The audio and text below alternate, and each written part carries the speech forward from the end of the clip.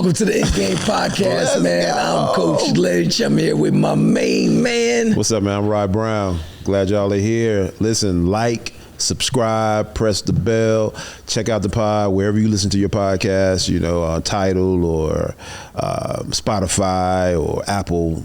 But check out the pod, like it, man. Pay attention first and foremost, but then just show us some love by liking it and subscribing. Oh, yeah, and give us that top-notch rating, man. You know what I'm saying? Yeah. Drop something down there, man. Maybe we'll put your comment up there top-notch. Go ahead, baby. Yes, sir, man. How you doing, man? Oh, you already know me, man. I'm always doing great. It's a great day to do great things with great people. Man, you tired? Myself. You tired? Nah, man, because if I say I am tired, then and if I believe that, then, everything that comes after I am is going to come after me, too. Right, I don't need tired coming after me, grabbing me, tackling me, wrestling me, and getting to me and winning against me. That's man, true. I'm not tired, man. I'm energized. That's what's up. You know what I'm saying? What's up. Hey, entrepreneurship was entrepreneuring last night, wasn't it? Woo, man, entrepreneurship and entrepreneuring, boy. But last night it definitely they put the capital. Let me tell you what was powerful. E in it. So real quick for people that that aren't part of the community yet, there was a thunderstorm here last night, right? Real bad thunderstorm. Severe, yeah. And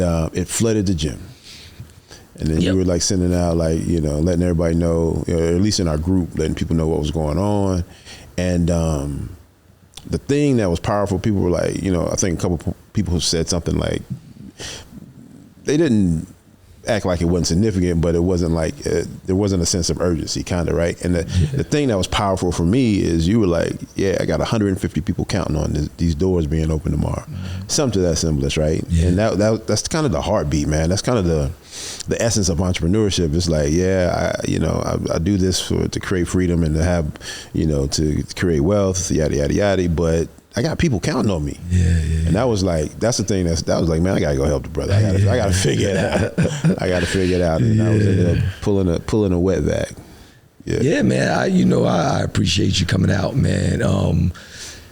When I started doing the wet vac behind you, pause. When I started doing the joint after you, right? You like that shit? You from up top. You play the pause. Right. So when I started doing the wet vac after you, I thought to myself, if this is pulling on my back, my man is like 6'5". Like I know this is rough for him, and he was doing it for like 45 minutes, and I kept saying, yo, I'll take over. Like, let me do it. So anyway, I appreciate that. And I was, thinking about how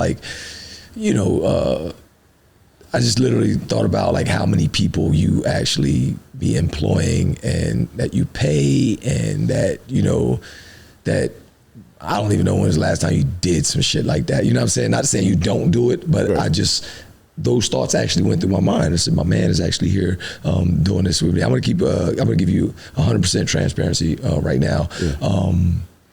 I'm disappointed. I'm disappointed in my community. In the past, we had 50, 100 people there, ready to help and ready to, do their thing and everything. And to only see, 3, 4 people, 2, 3 people there last night, it was really disappointing. Knowing that how much value, not just myself, but the gym adds to their life, and to see that, just for a couple hours or for one day, even if we close that next day, that that couldn't be reciprocated. That art of reciprocity wasn't there. That was disappointing. Nonetheless, I didn't lose any sleep. I didn't get any sleep anyway. Right, you know what I'm saying? And we went and humped again. And the next day, we got a couple more people there, and things like that. Which shout out to everybody that came out and helped out. That gave us some type of relief in any type of way.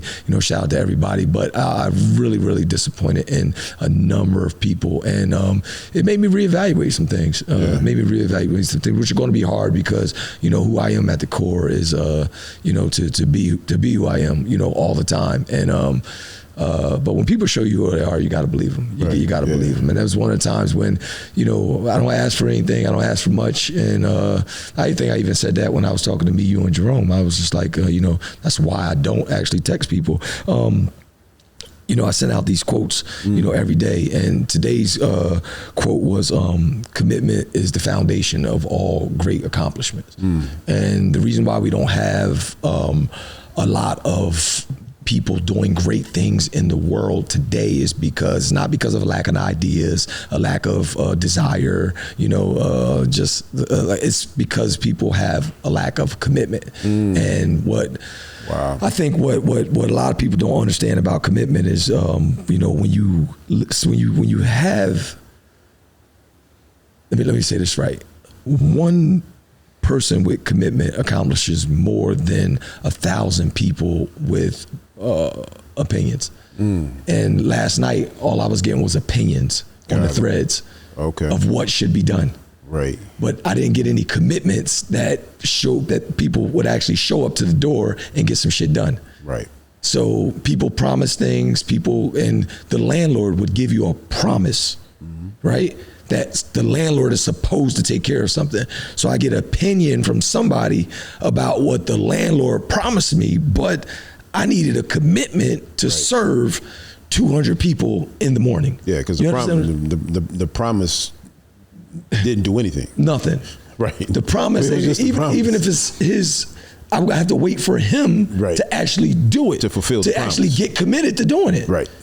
And who cares if he shoulders the bill now or he shoulders the bill later? Something has to get accomplished right now. Yeah. Does that make sense? Oh, it makes a ton of sense. It makes a ton of sense. So I had to go. I had to, I had to get moving. Right. So, right. You couldn't wait on the promise. I couldn't. Wait on the promise. Yeah. Or the opinions of others that we should do this, we should do that. Well, let me go here and see what I can do now. And when them opinions, we get to rocking, you say, yo, maybe cut the heaters on. And so it was water, but what if it was fire? Right. The urgency different. Totally different. Because we can't stand around and talk about, the landlord's supposed to call the fire department. The landlord's supposed to make sure we got some fire suppressant. And the landlord's supposed, you got to get some buckets. It was a fire to me. Oh yeah, no doubt. We went to put that motherfucker out. No doubt. You know what I'm saying? And look, we needed shop vacs. Yeah. We needed wet vacs, right? And you was about to go buy one. Yeah. And your daughter was like, yo. Yeah, we got one at my job. At my job. Yeah, shout out Cold Stone. Shout out to Cold Stone. Thanks for the shop vac. Word, we just had to get the shop vac back by the time Cold Stone closed. Exactly. Like, that's when you, commitment makes you find solutions. You know what I mean? Makes you get out there and get that joint. So, shout out to everybody that, that moved and everything. It wasn't a lot of us, but we moved. But literally, just full transparency, straight disappointed. People won't know until if they watch this, but they probably won't even watch this much of this video. Good. They won't get this far. Yeah, they won't get this far. Yeah, that's entrepreneur 150%. Yeah, you had something to say, man. I mean, Lynch, I understand where you're coming from. I personally did not know about this, so I didn't get a text. So I'm making that. No, but I don't expect you to come from Winston. You know what I mean? Anyway, but you don't, and you're allergic to AWOL anyway. So that's right. But this whole conversation goes into expectations, right? So Absolutely. it's just what I guess what got you to a place where you could be disappointed, right? Yeah. Or is I mean, it's not saying that you shouldn't have, I'm not saying that. No, you're right. But just exploring that. You absolutely right, man. So listen, I tell anybody and anything they do, your relationship is only going to be good as your expectation. Your clients, whatever you have some type of relationship with somebody else, and somebody else has to play a certain role in what you do. Managing your expectation is going to, at the end of the day, make sure that you're happy or not. Bro. And that's a word, bro. That's a whole sermon. If you can't manage your expectation, you're always going to be unfulfilled. And that's a sermon, bro. Yeah, so we have built something legendary over there, and as the years or the seasons pass, it's like being in school. People graduate out, new people come in, and the culture shifts and changes a little bit. And some people may not be aware of, 4 years ago what the culture was, but we still rep the same colors and the same flag and all that different type of stuff. So the expectation is there because of the past. This is not the first flood that we had. Whenever we get a tropical storm like this or something like this real torrential downpours, this happens because of the way our building is situated and everything. And because of the past, because of the way the numbers showed up, because of the things that we do in the community, certain things are like, I know certain people gonna be there knocking down the door like, yo, let's go, like front line type of thing. So, I be looking for the front line hitters and killers, and I know who to call. Like, I know who I can look forward to coming. Pause. But at the end of the day, he's like, nah, that's not a pause. But no, at the end of the day, like I got people in the gym where if somebody need prayers, I got prayer warriors. There's a few that like we gonna huddle up like, yo, such and such is having this, that, and third, and if we got to raise money. Like, you know what I mean? Like, we had a couple of homies in the community. One, their father passed away. Rest in peace to my man's father. And then rest in peace to my man's mother died. And they both died in about a week apart. When we raised over $1,200 in like 24 hours for one person. And it doesn't sound like a lot, but 24 hours, man, that was some help. That was some relief. And we raised like another $900 for, the other guy. And it was only like 5 or 6 days later. But I didn't even put that SOS out to the whole community. I only put it out to my warriors. I put it out to my people that I know was going to give or that value this because they either been through it or they know, what these people are going through. So, I got an expectation. My expectation is high. And the community that we have, I'm kind of like I want to say like the pastor, so to speak. If not saying I'm a pastor, right. But if you're thinking about the way the community actually is structured, it's like you have a leader of the community, and then you have people that kind of that all buy into the community. Yeah, it's culture, EA. It's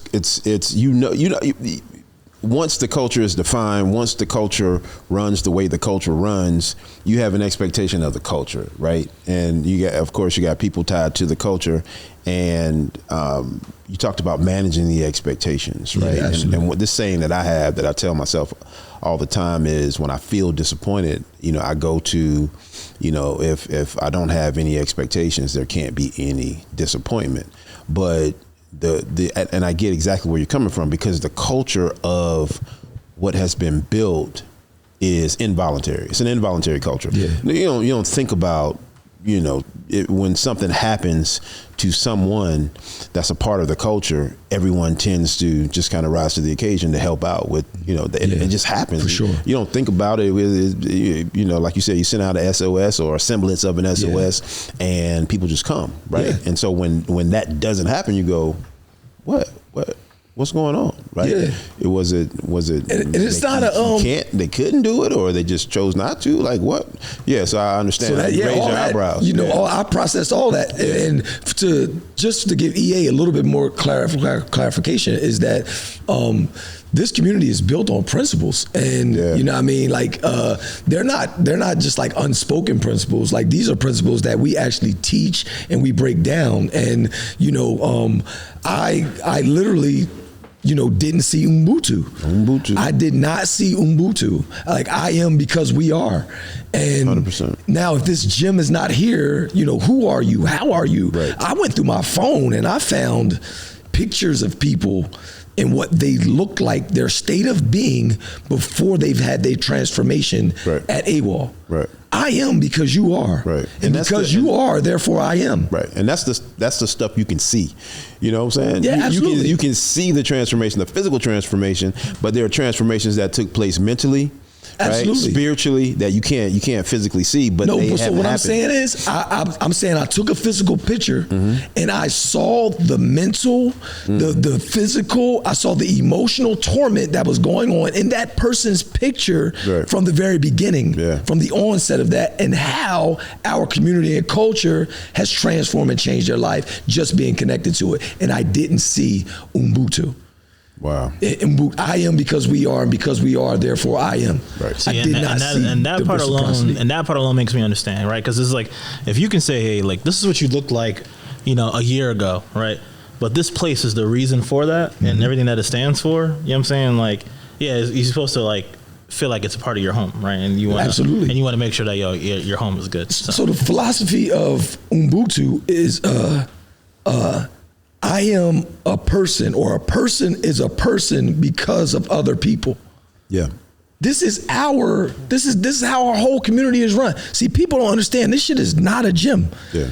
And Ubuntu is more than a word. It's a way of life. It's a way of life. That's the name of the gym. It's AWOL. It's a way of life. A person is a person because. So when you don't see the evidence of Ubuntu, you go, wait, what happened? Yeah, it's almost like a heart attack. No, it's like, what happened to my heart? No, this is what happened. When you don't see it, you know who's not AWOL. So members did not become members. I'm going to ask a question. I want to know. But I mean, if I don't see it, the practicing stoic in me goes, what's wrong? Absolutely. Like, what happened? Like, why didn't the evidence of Ubuntu show up in this situation? Right. And so, but that's definitely tough because, and so the thing about like your heartbeat, right? Unless it completely stops, you don't think about your heart beating. It's involuntary. It just beats. So if it skips a beat or if it doesn't beat, then you go, oh my, what's going on? Like what's wrong, right? And so that's how the culture is set up. That's how the culture was built and developed and runs and operates. So there's no hiccup in the culture itself. So if we say the culture's intact, then you gotta look at the people around you to say, yo, what's going on? Why? Absolutely. So and that's, my great grandmother, man, God rest her soul. I don't know, I was probably 10, 11, 12. And man, she used to cook like she was an incredible cook. And so, on let's say Saturdays, it was always fried chicken, right? And so my friends came around knowing that she cooked fried chicken on Saturdays. And so I got so and I would come in the house, kind of harvest up the chicken, and I'm taking it back outside. So we play, eat chicken, and then so I didn't see any problem with that, right? But certain friends only came around on Saturdays to get the chicken. And she hip. And so she told me, she said, son, you need to spend time understanding that either people are trying to get things to you or they're trying to get things from you. And you need to give energy to the people that are trying to get things to you instead of trying to get my grandma's chicken. And so that's kind of stuck with me. So I see what you're saying, man. Yeah. So you just, at the end of the day, real quick, I know we got to change lanes. I'm sorry for taking so long with this, but it's just made me reevaluate some things. Got it. So I don't waste the energy. Which is something that we need to do all the time. We need to constantly reevaluate where we are, who we are, all that good stuff. But peep this. I got a colonic. Okay, all right. Yeah, you know what a colonic is, right? Yeah, God bless you. People want to play with you. I want to get a colonic, man.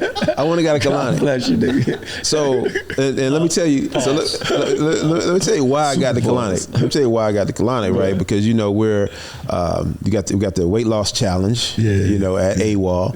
And you try to cheat? What the fuck you trying to cheat? Trying to get 10 extra pounds off? No. So here's the thing, right?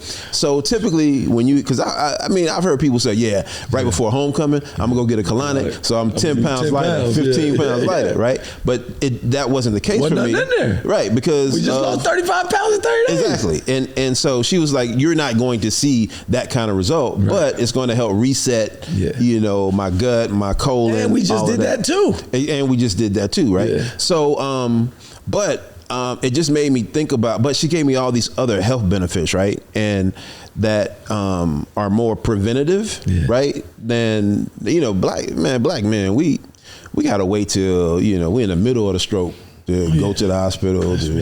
And I used to, and I'm due for a physical. I'm 2 years overdue for a physical. Okay. And so it just made me think about health, man, and making sure, because we talk about entrepreneurship on this pod. We talk about generational wealth, but man, it don't matter if we don't take care of ourselves. So I just want to make a plea for, I ain't telling all black men to go get a colonic, although it was a dope experience and I learned a whole lot. But let's make sure that we take care of ourselves, man. When was the last time you had a physical? Shit, every month. You get a physical every month? I don't go to the fucking doctor. I'm the doctor. Dr. CB on your ass. I just gave you the whole joint and ran the play, and they just charged you for it. You my man, and I gave it to you. I reset your shit. I did all that for you. Right. Wiped you out and all that. Balls and you went over there and did that shit anyway. But it's all good, man. It's all good. Once you get to the understanding of this shit, you're gonna see, man. Like so with Dr. CB, right? You know why they locked his ass up in New York? You know why he had to go fight the feds and shit in New York? Why they locked up who? Dr. CB that they killed. Yeah. You know what I'm talking about? Yeah. All right. Yeah. You know the why? Natural path. Yeah. So he was telling, he published in like a magazine and everything that he could cure cancer and AIDS and all that other type of stuff. They said, yo, this false advertisement, you can't do this, that, and the third. Right. He went to trial on some shit, right? Beat it. So the feds come get him. Oh no, you think you beat the state? Well, you got to beat us with it. Right. They did the same thing. He had to go to trial with them. He beat that joint, right? While he was on trial, they brought in patients, AIDS patients, cancer patients, everything. Cured them. Wow. Beat the joint, right? Yeah. Asked him when the last time he went to the motherfucking doctor. He had the natural herb game and all that shit. He wasn't a doctor. Niggas made this shit up, man. The nigga just he was a doctor of his herbologists and all that other type of shit, and said, if you fucked up, take this, do this, that, and the third, and you're gonna be straight. So you have no desire to go to a doctor? No, I'm not worried about none of that shit. I'm getting I'm right and tight. What about the people? So I don't have any regrets in life, right? And I've done some bonehead things, right? You know, when it came to relationship, when it came to money, you pick a area of life. I've done some bonehead things, but the thing I do have one regret that I didn't take care of my body. Yeah. And now it's like, you know, hustle to take care of my body. And so I think a part of that, though, is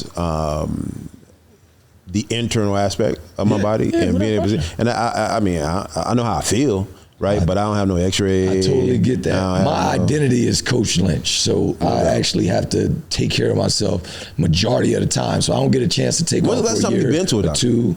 I don't know. I don't give a fuck. That's what I'm trying to tell you. Like, I have to do the right thing majority of the time, whether this motherfucker tells me I'm fucked up or not. Right. So that's the way life should be lived. You should be doing the righteous thing most of the time without somebody else having to tell you that inside you're fucked up. Right. So I can look at other motherfuckers and say, you're fucked up inside because of the shit you're doing outside. Right. And I'm just telling you, majority of the shit that I'm doing outside is because of decisions that I'm making inside. The people that aren't doing the stuff that you're doing, and the people that are part of the community that you know that they're doing, they might need to go see. Yeah, they might need to go see. They might need to go see some shit. The motherfuckers are sitting on there and say, damn, I wish I could lose 35 pounds in 20 days. I wish I could do. I just lost 21 pounds in 6 days. That's crazy. 6 days. Crazy. And you know what? People go, I don't believe that. People go, what kind of shots were you taking? You know, it's like that's impossible, but it's not impossible. I'm a witness. I just call you when it comes to your body and knowing how it functions and how it works. You're a wizard. You're a magician. Yeah, so I mean, I've been through a lot of stuff, Rod. Yeah. So I've actually had a chance to sit down and read books that doctors read. I'm not saying I know what doctors know. Right. I'm saying that I've read stuff that doctors have never read. Yeah. I've tried stuff that their practice and their system does not allow them to actually try. Yeah. So, you know what I mean? It tells them that here's their script, and it says if this person has these symptoms, they go treat these symptoms. Yeah. They got you understand what I'm saying? And that's how our healthcare system is set up. There you go. Now I'm talking your language now. Treat the symptoms instead of trying to find the cure. There you go. Yeah. And I've literally had been in places where if I don't find this cure right now, who knows when the system's gonna take me to the doctors. Right. You know, I'm in prison. Right. I'm in the hole. I'm in you know what I'm saying? You can't wait. Yeah. You can't call to make an appointment. I've done cleanses with just fiber. Just fiber cleanse. I've done saltwater flushes. I've done everything you could possibly think of that I could get my hands on just on commissary. Yeah. You understand what I'm saying? Right, like I couldn't even go to the store and get this shit. Like if it's not on commissary, I can't even try this joint right So here. that I think that's the key to healthcare overall, and that is individuals taking charge A responsibility, of their healthcare, their own shit, yes. right? Which means you got to read. Yep. You got to try different things. You got to just not go get the prescription medicine. You got to read to learn about the herbs and the supplements that can benefit you. So many people on blood pressure medicine when you don't even have to take blood pressure medicine. Right. Like if you just start walking and drink water. Right. Like literally make walking a staple in your life. Drink more water. Clean up the next time you go back, you won't have to take blood pressure medicine. Man, I saw this thing about headaches, right? And basically the thing said your brain doesn't know pain. So you can't technically have a headache. It's virtually impossible to have a headache. That it has, everything to do with the pressure of blood vessels, and to relieve the pressure of blood vessels is to drink salt water. Salt water, yep.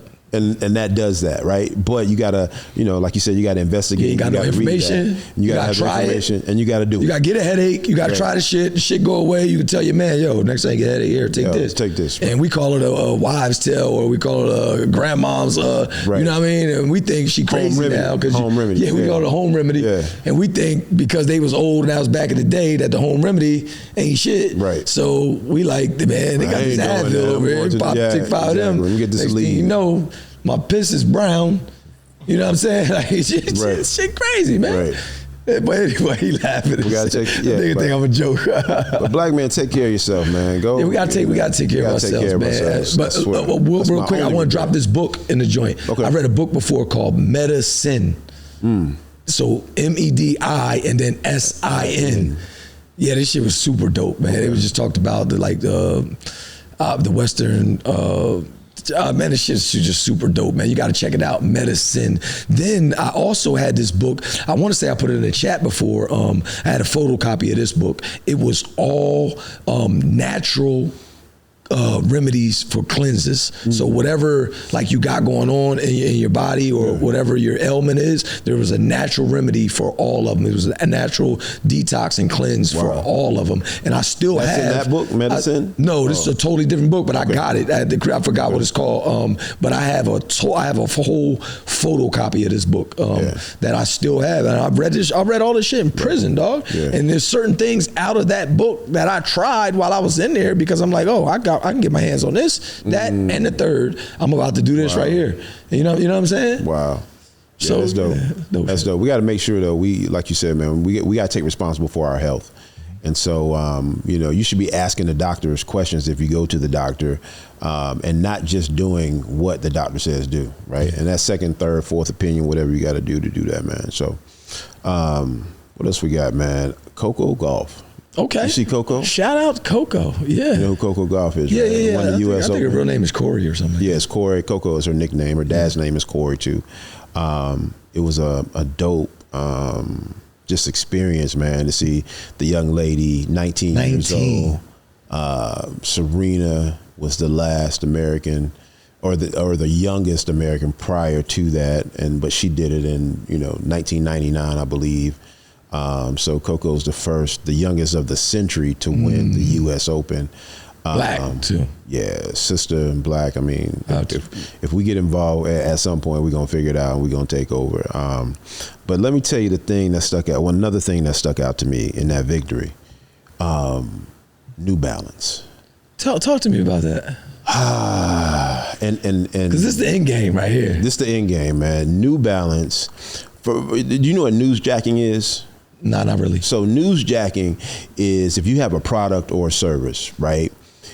If there is a significant news event, you attach your product or your service to that event, and then you promote your product or service tied to the event. So you're automatically going to get motion because of this significant news event, right? So an example. You newsjacking right now on Coco Golf, but go ahead, keep going. Yeah, hello. It's all good. So I did it last week with Dion. You remember the Chilean? You remember the Chilean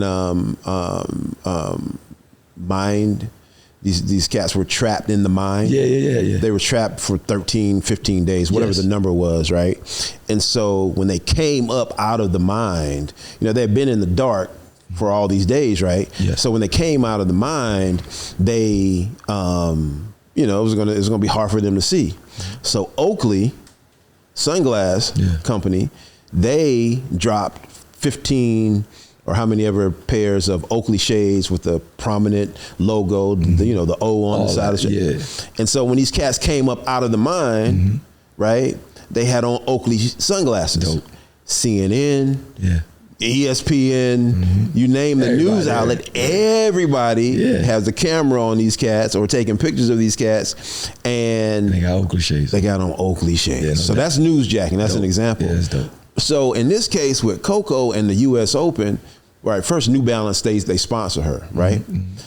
Dude, they created a T-shirt that said, call me Coco, and they drew a line through Coco. And then at the end of that, they put champion. So basically it reads, call me champion, with her name Coco marked out. They her family and her, they had on the T-shirt at the end of her victory. So somebody had the foresight to create this T-shirt that says, call me champion. And they had that up on the website. Now think about that. You got the logistics to deal with. Like if a whole bunch of people went and ordered that T-shirt, which they probably did. But they probably didn't release it until she won. Huh? Yeah, no, they didn't. But think about it. They had it created. Oh, yeah. They had the foresight to. And then, of course, every camera in the sports world is where? On Coco Gauff. On Coco, yeah. And all of a sudden, now on her family that's sitting in the stands with this T-shirt on. Yeah. I just think it was brilliant, man. It was just a brilliant move. Yeah, and just an example, a brilliant example of how you can take, you know, your product and your service and attach it to a major, you know, news situation, and there you go. Yeah, and you got free exposure. Yeah, it ain't cost them nothing. It ain't cost them nothing. I mean, it was a 50% chance that it could have went the other way, though. Exactly. That's kind of a gamble. Yeah, it was, definitely a big bet. Definitely a big bet, because you know they had to invest money into coming up with that, but they did that, man. And so so shout out Coco Gauff. Yeah. Biggest sports. I think another. I was checking it out. You know, not taking nothing away from Coco. I mean, she's gifted and you know, talented, and you know, just got. They said her work ethic is sick. Got to be. You know what I mean? Tremendous upside. You know, for her to dominate for years to come. But you know, just talking about end game. You know, we talk about having mentors and you know, just having people you know that you're surrounding yourself with, like that are dope, or that you know they can help you. You know, give you an edge. Shout out to her coach, one of her coaches. Shout out to one of her coaches. I think it was his name, Bradley Gilbert, I think, or something like that. I think his name is Brad Gilbert, and he took Andre Agassi to an Open title, and Andy Roddick to another one. And then he won like 20 titles himself. Wow.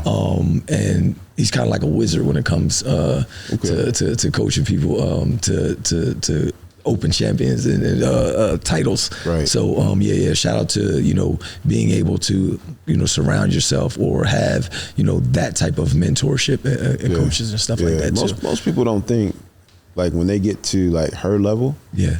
And there's examples throughout history. They don't think they need a coach, right? And like just people in general don't believe they need a coach. Yeah. Right. And so, I mean, I just know the benefits of having a coach and having somebody in your ear, because the coach can see stuff you can't see. Yeah. And they can see tendencies, and they can just have a vantage point that you don't have.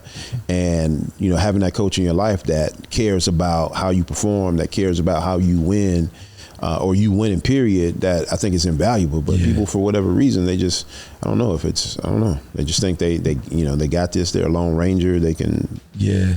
I think one of the major things that coaches do, of course, you know, I coach in different aspects, is being able to make the small tweaks for people. You know, those little percentages go a long way. The reason why, not the reason, but one of the reasons why you were able to do the 35 pounds in 20, 30 days was real time. I was there with you to make like adjustments and tweaks to keep you moving forward. Right. And when you have a coach around that can make these quick tweaks and adjustments, that's why in boxing is so important to have that good corner man that can make those tweaks to see those things for you.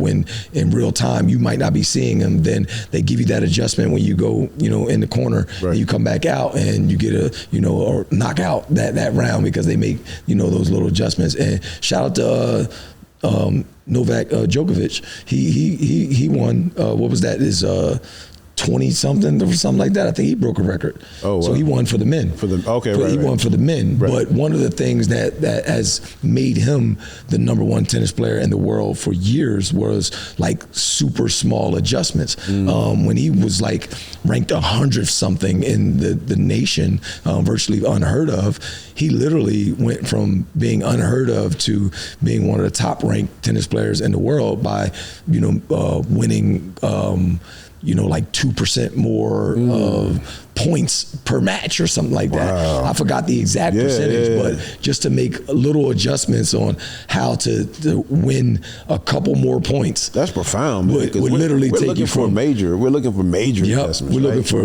but the incremental gains are the ones that like really set us apart from everybody else. And if you can be consistent with them, then you can literally like change the game. And the incremental gains, they tend to stick. Yes. Right? And they tend to stick and they tend to stay, which means you will always benefit from that incremental gain versus the quote unquote the big gain that you're trying to look. And that makes me think about back in the day, way back in the day, when Motorola was competing in the cell phone market and they were losing miserably.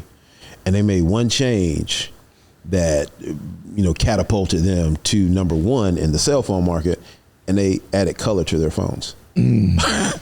That's it. That's it. Color. They added color. They had pink and went to #1. Wow. They had pink phones and blue phones because they were at first all black.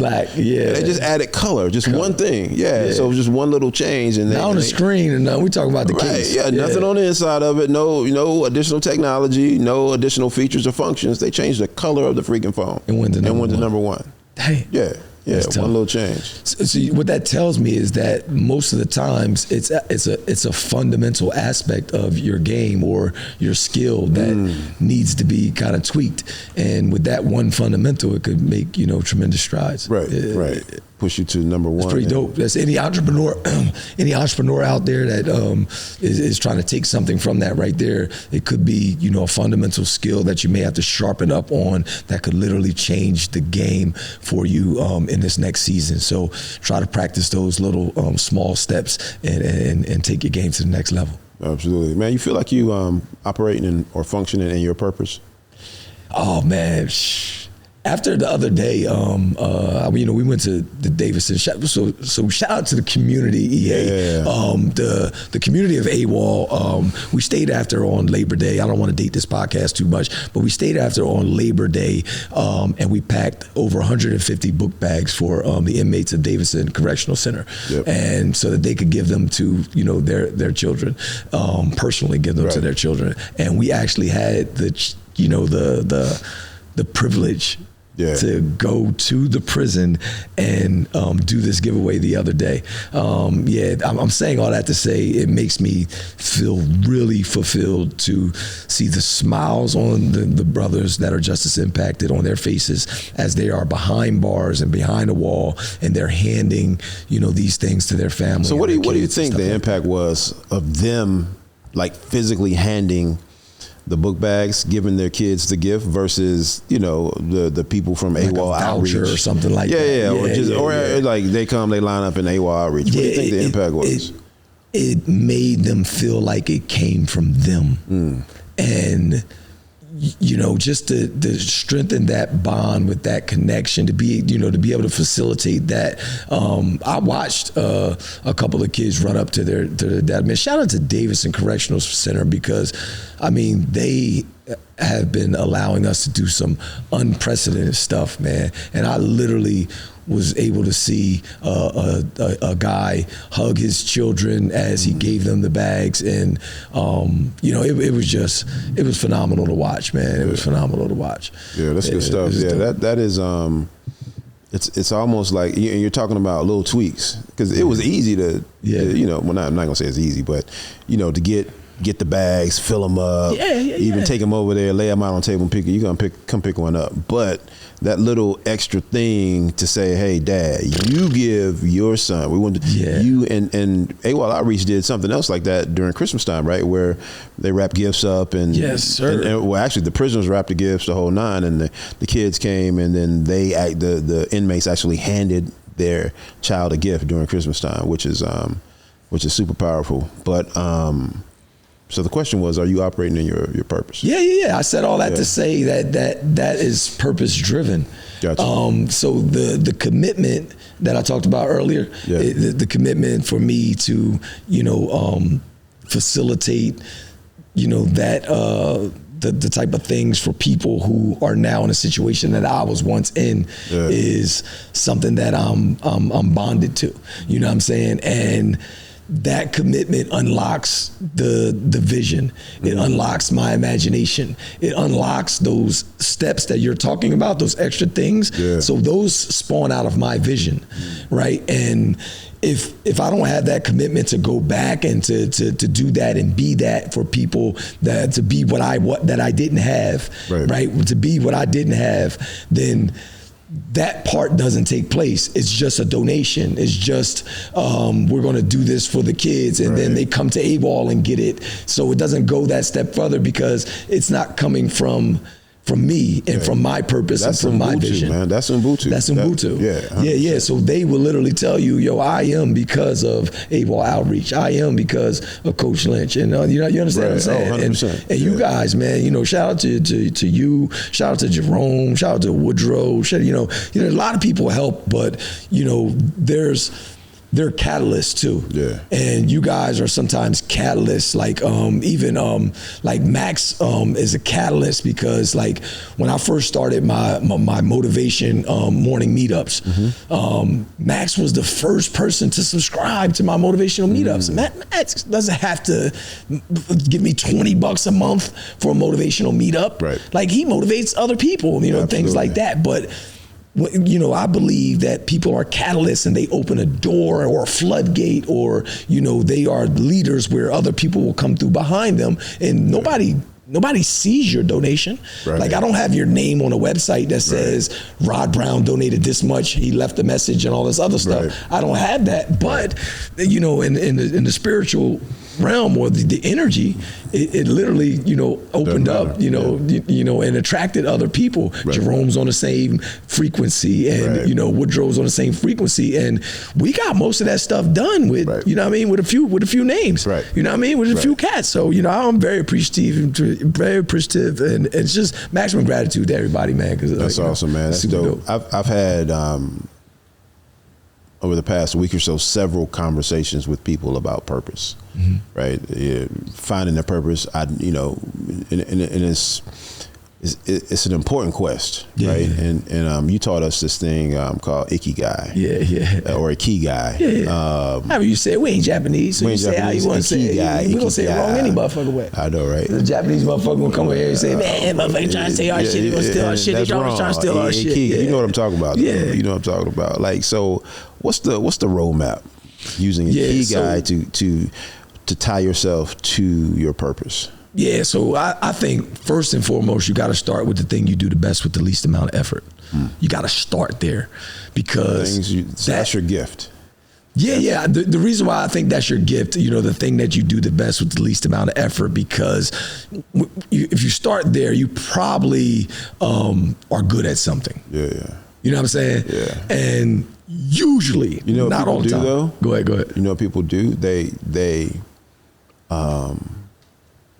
go, this is the thing that I do with the least amount of effort, therefore this is my gift. But that ain't gonna make me rich.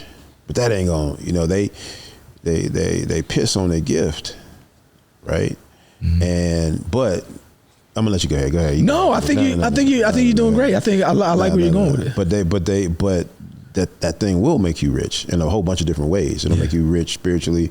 It'll make you rich financially. It'll make you rich because, again, it's your gift, because nobody else was given that.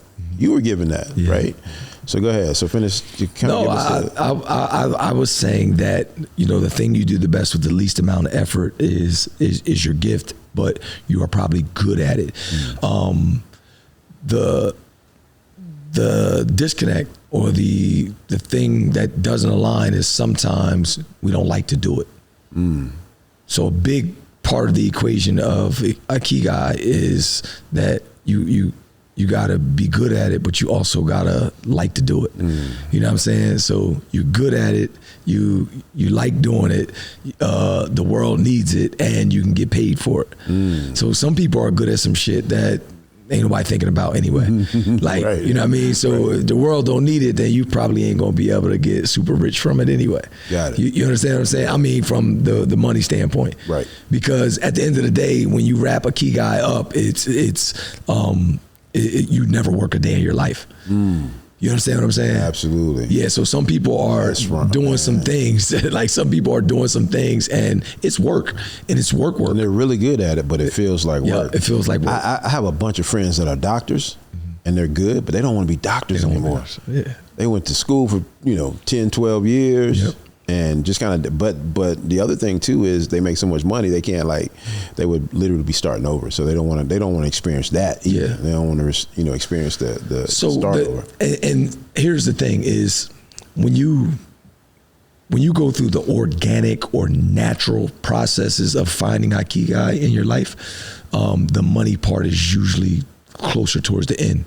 And the reason why a lot of us aren't tying all this stuff together is because the money part of our process is coming in the beginning of everything. That money part comes in the beginning, and you're forced to go make a living, or you're forced to go get ends to meet, and make everything right for the household and things like that. So you never can operate in your gift because it's not the thing that's paying the bills. Right. You understand what I'm saying? So usually, what you were saying in the beginning is still winds up coming all the way back around to that thing that you wind up being good at, because we leave our job of 10 and 15 years and we go off and we start a side business or whatever it is, and then you wind up getting that fulfillment anyway from the Ikigai at the end of the day.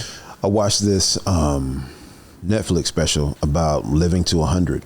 Okay. Or what is it? They're called help me out. Centennials? What? Centurions. Okay. I think that's it. I'm not sure, 100% sure, but it's they're called blue zones throughout the world, and there are certain areas that have a large percentage of the people that are really, really old. And they still doing splits and doing pull-ups with the fingers and doing push-ups, and they're thriving. Amazing. in the winter part of their life. And they went to Japan, and their blue zones in Japan, and they talked about the importance of Ikigai and how, like you said, they never work a day in their life. Right. And even if it's gardening, whatever it is, that's what they attach themselves to that, and that's it.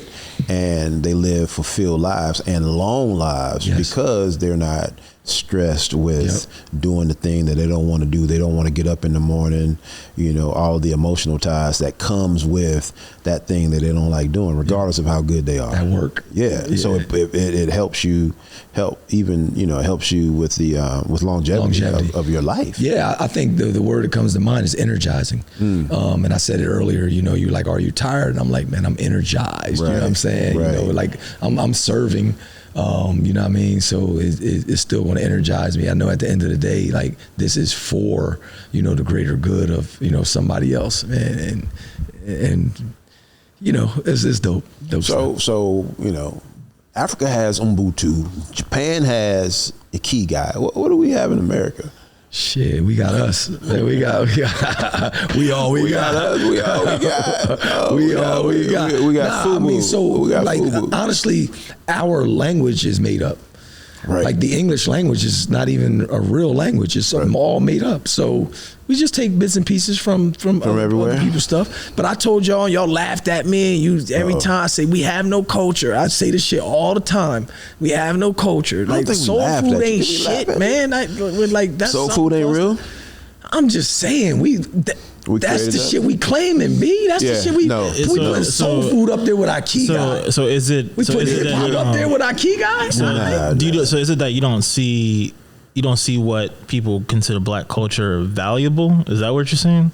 I'm just saying when you put it on the shelf and you compare Ikigai to, battle rap, like. You know what I mean? I was raised on hip hop. But that's not apples to apples, though. Well, give me apples then. Come on. You give us apples. What the fuck? You the one.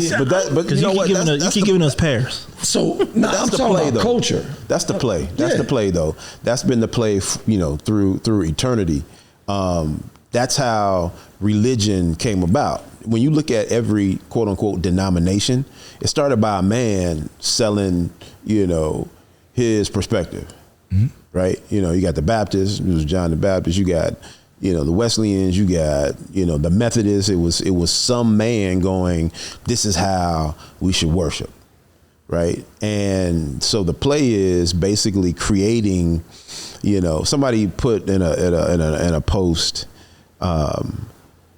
biblical Christianity is unpopular, but popular Christianity is unbiblical. What are your thoughts? And I'm like, my thing was, what the heck is biblical Christianity and popular Christianity? Isn't it just Christianity? Like somebody has even dissected, the element of Christianity, and the element is, I'm talking about like the pure thing, like oxygen. You can't break oxygen down anymore. Right. So somebody has now said that this thing is popular or is biblical. Like, what? Isn't it just Christianity?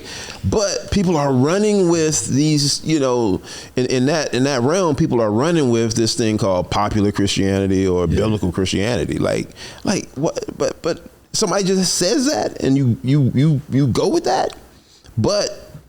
Like you said, we got soul food, we got all these other things that somebody just said, this is what it is. Yeah. And then if you come against it, you're a witch or a warlord. You go buster. Yeah. What's wrong and with then it? And then this is one of the things to think about is like, is black culture mature enough? Like, is it old enough? Has it been around long enough to be able to create an Ikigai?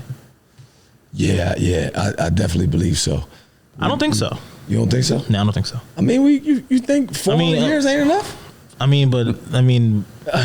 that was just talking about. You talking about the Black American culture? Because that has to be what because you go say black culture to people in Africa, they look at you like, what are you talking about, black?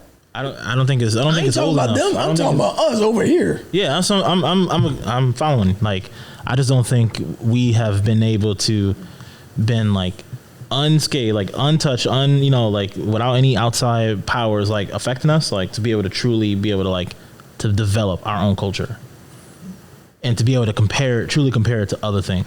Nah, we've been around long enough. We got it. We don't have strong enough. We don't have strong enough family values for us to uphold straight culture. Literally that brings up a good point. So sorry to bring back Coco Golf back up, but there was this post out there that people were saying like what she should do with her winnings from the U.S. Open, and the whole conversation came about like she should basically pay off debt. That was one of the big things, right? Yeah. But she basically revealed like she was like, I'm 19, never went to school, like my parents took care of me, like I'm straight. Oh yeah, like, I don't have that. But then it got into this whole conversation about like how that's such a foreign concept, but then two, in black communities, like that how that is such a foreign thing, right? Where being 19 and still living at home with your parents, right? And or not necessarily clearly like she probably didn't go to college because of her professional career, right? But I mean, I don't know about you guys, but like when I went to college, like it was a whole concept about not being home, right? I didn't get kicked out, but I didn't necessarily like, you kind of hear it the whole time, like, yo, once you're 18, you on your own, you got to do what you got to do.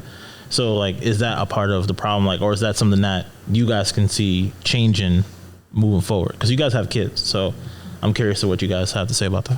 Yeah, so I think the biggest foreign part about that whole conversation was the fact that somebody assumed that she had debt. And I think the foreign part about that is that most of us have debt and she had none. You understand what I'm saying? Second of all, I don't think, being at home, especially these days, when you're 19 is foreign either. I think that everybody needs a little help. You let them, get on their feet unless they're sitting around doing nothing. They're sitting around doing nothing. You put their ass out. But when you think of also, guys, the reality though is how many 18, 19-year-olds have debt, period. Right? Unless you're 18 and your first year of college, you may have debt. But outside of that, how many 18-year-olds have debt? They're walking around with credit card debt, car debt, like the consumer debt that, that not nothing major, but there are people who they might got a Victoria's Secrets. They got a card, they got a card. But keep it hot with you, man. In the hood, you got people that's using their kids' credit now. Oh yeah. Like people had the cable was in our name back in the day, dog. Like shit, mom, the water bill was in the kid's name. Yeah, man, this shit real out there, man. They cut out. I mean, it ain't bad. That ain't nothing like they, can't really get out of. But some people starting from behind the eight ball. It was bad. Yeah, like it was bad. Like you know what I mean? Like that's all. It goes into that whole thing. But when you think of like the term generational, like multi-generational households, like Black families do not pop up in that conversation often. Yeah. Right. So it's just like, I mean, is there a play there? Especially if you have like younger children or maybe kids that may be trying to figure it out, like what they're gonna do once they become of age. Yeah. Well, I mean, we're first generation, like everything here. Everything. Yeah. We're first generation everything. So, like you said, a lot of stuff is new. Things aren't that old. Like we're literally laying the foundation for, some dope to come. So what has to happen is, like every other generation, particularly in the Black community, messes things up. Every other. Seriously. Every other generation messes things up. I love it. So like I'm thinking about my great grandparents, right? My great grandfather in the 50s and the 60s, and I don't know the number, but I know he had rental property. I know he owned land, and he was a longshoreman. I know he made a great salary, right? And so when he passed away, the next generation, they pretty much, sold everything, got rid of everything, and then just blew that money. They didn't invest that money. Got to get it back.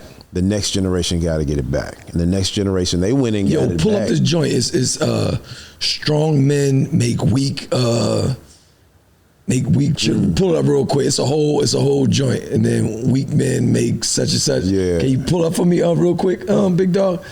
It's a dope joint. And so every other generation screws it up. So you got to go back and get it right. So taking a scripture from the Bible, it says a good man will leave an inheritance for his children's children, and I think it's specific to that because the inheritance, the resources go to the grandkids, because while the dad is there, his children should be getting game, right? Yeah. So now the grandkids are going to get resources, and they should be getting game from their parents. So now they got the game and they got the resources. They should win. Yeah, they're going to build on it. They should win. They should be absolutely. Yes. So the quote says, "Hard times create strong men. Strong men create good times. Good times create weak men, and weak men create hard times." Yeah, and then it starts over again. Yeah, right. It starts over again. It starts again because hard times create strong men, right? And that's what happened with most of us. We have a story to where we fell off, and hard times, boom, we came back. That's why we're first generation, whatever. Right. And then now we're. But then we go. You know what we say? Man, I want to make sure my kids have what I never had, and so we give it to them. Yep. Yeah. So what phase are we in right now in this? So we're in the good times. In the good times that we creating for our family and stuff like that are creating weak men. Right. Is that what's next? I mean, yeah, that's what, yeah. So why do you say that? And then weak men create hard times because they're going to be the generation that messes everything up. But there's going to be a lot of people that are going to say, I'm not a weak man. So what you guys say about that? Okay. I mean, there are a lot of people that might say that, but there are a lot of people that are. Yeah. So we had. there might be a bunch of people that aren't. So remember we had Adrian on. Yeah. We had Adrian on, and Adrian's dad went through hard times, right? Yep. He created some good times, but Adrian chose to go through hard times personally instead of going to take a good route. Exactly. And easy route. And then he was able to build on the legacy to create something better. So he actually broke a chain in that joint right there. He was like, pop around, I'm gonna get the game and I'm gonna build on this joint while I'm here, and I'm gonna create hard times for myself, even though he got some good stuff going on. You know what I'm saying? Yeah, so, no doubt. And we say what we say is we want to make sure, or our generation, and my kids have actually said this to me. They were like, but you spoiled us. Mm-hmm. And how you going to take that away now? Yeah. Or how you going to, try to be hard now? They've actually said that, right? And so, we say we want to give them things that we didn't have, or we want to make it easier for them, right? But we don't give them the things that we had. We don't give them the things that we had so that they can, benefit or grind it out or do the necessary, that tough stuff, man. So, but we are though. It's a double-edged sword for us. It's tough. It's tough for us, man, because we want to make things better. You know what I mean? But it's hard to. Better is the end game, giving people the end game, right? Oh yeah, closing that knowledge gap and doing it in a way that's uncomfortable. I saw this video, man. It was so point. It was like, this is a metaphor for life. Mm-hmm. It was this kid, right? The kid was about 3 years old, and the kid throws temper tantrums, right? So the mom's there recording the kid, and the kid gets a mat. Right? This cloth mat that was kind of squishy, lays out the mat, lays on top of the mat, and then has their tantrum. And the mom's like, oh, you wanted to get comfortable before you had your tantrum? And the kid, not crying, not screaming, nothing, while they're laying out the mat, lays down on the mat, gets comfortable, and then throws the tantrum. That's a metaphor for life, man. Crazy. That's tough. What else you got, man? What else is going on with you? Man, I think we done covered it, boy. I think we have covered it. Shout out to Max, man. Max is in Zanzibar, or where's Max? On the moon? Max. What you doing, Max? Where you at, man? Max, another altitude. I know, right? I know. Shout out to Max. Yeah, shout out to Max. Shout out to May. We're gonna. Max is definitely gonna be joining us from time to time. Man, I hope you're doing big things. Oh, I know you're doing big things in Zanzibar, all over the world. Yes, he's now has this thing. He says like the flex is making money in the U.S. but living abroad. Yeah, I love that. I love it. Yeah. Anything, man? You got anything? Like, you need help with anything? What you need help with, man? I will. Let me say this one thing, and I thought about it earlier, but I didn't make the point. I don't know if you remember. One day we were talking about people asking for help, and I put in the group, when's the last time you asked for help? Yeah. And only 2 people responded. Like, I don't know, did they like miss the question? Yeah. But typically people, it's okay to ask for help. I guess that's the point. It's really that simple. It's okay to ask for help. So what you need help? What they say? I need help scaling. Yeah, gotcha. I think we already, we about to have that talk. Yeah, absolutely. Well, I got a meeting about that. Absolutely. When we leave here. Absolutely. Yeah. They say ask for help not because you're weak, but to remain strong. I love it, man. I love it. Yo, listen. Thank you for tuning in to the Endgame Podcast. Go push that like button, man. Go push the subscribe button. Click the bell. Leave us a great review. Thank you so much, man. We're doing this for you. We got a lot of feedback from people saying, I'm glad you're back. Well, if you're glad we're back, share this with somebody. Tell them how wonderful it is. Tell them how you're being blessed, and just pay attention. That's all we ask for. We won't ask you for nothing. We won't ask you for your money. We won't ask you for your time. We're just asking you to pay attention. We're going to ask them for some questions, though. We want to ask them for some questions, man. I want to get like some speed round answer type stuff, man. You know what I mean? I just want to help people. I love it, man. Throw some in the comments. That's what I'm going to throw. Yeah. If you got some questions about, anything you want us to talk about, anything you want us to cover. And the thing about it, we're covering this not from a theoretical standpoint, right? It's practical stuff that we've been through. We've read a lot of books, but we ain't coming to you with just, some book knowledge or some book information. It's like, we did this. We felt this pain, right? And so now we can share this information with you directly from experiencing it. So thanks again for the support. Yeah, shout out Anointed Couture, Monkey Face, Lululemon. Shout out to everybody you branded up, man. Me down from you branded up, boy. Yeah, shout out to my man Eric Bell. Shout out to my wife, Anointed Couture, and shout out to Lululemon ongoing partnership. That's what's up. That's what's up. I love it. And with that, man, we're gonna say goodbye. I'm Rod Brown. I'm Coach Lynch. Peace. Peace, power, love to the fam.